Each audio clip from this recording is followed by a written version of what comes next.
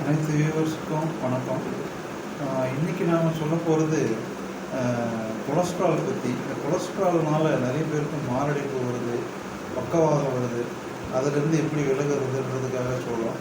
அது என்னென்னா, இந்த எல்டிஎல் கொலஸ்ட்ரால்னு ஒன்று இருக்குது. இந்த கெட்ட கொலஸ்ட்ரால். அந்த கெட்ட கொலஸ்ட்ரால் எதில் இருக்குன்னா, அந்த சிக்கன் தோல் இருக்குது.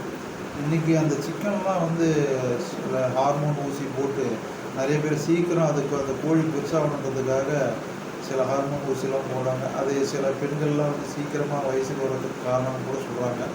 அது இல்லாத அந்த சிக்கனில் இருக்கிற தோலில் அந்த எல்டிஎல் கொலஸ்ட்ரால் அதிகமாக இருக்குது. அது ஹார்ட் அட்டாக் வரக்கூடிய பிரச்சனை இருக்குதுன்னு சொல்கிறாங்க. அதை கொஞ்சம் அவாய்ட் பண்ணிடணும். பொரித்த உணவுகள்லாம் அவாய்ட் பண்ணிடணும்.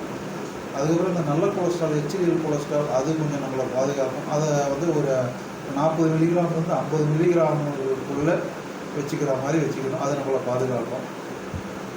அதுக்கப்புறம் இந்த ராமச்சந்திரா மெடிக்கல் டீன் சொல்கிறாரு, ஒரு நாளைக்கு ஒரு வேளைக்கு 1 டீஸ்பூன் தான் ஒவ்வொரு அடல்ட்டோ இல்லை குழந்தைங்களும் கொஞ்சம் குறைவாக இது மாதிரி 1 டீஸ்பூன் தான் யூஸ் பண்ணணும்னு சொல்கிறாங்க.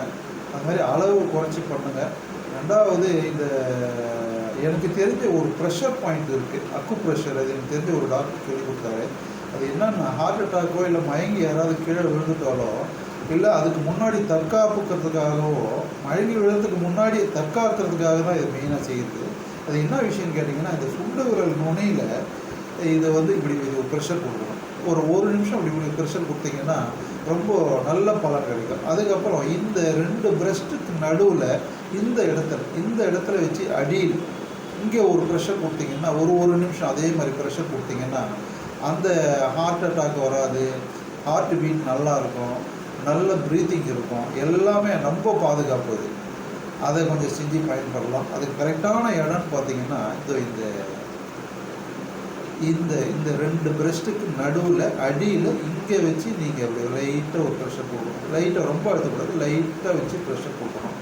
அது மாதிரி நீங்கள் பயன்படலாம். அப்புறம் அந்த சுண்டு விரலில் இந்த நுனி பகுதியில் இப்படி வச்சு இப்படி ப்ரெஷர் கொடுக்கலாம். ரொம்ப நல்ல பலன் கிடைக்கும். இதை செஞ்சு பயன்பெறுங்க. ஆண்டவனை வேண்டுதல் பிரார்த்திக்கிறேன். சப்ஸ்கிரைப் பண்ணாதவங்க பண்ணுங்கள். அனைத்து வியூவர்ஸுக்கும் நன்றி.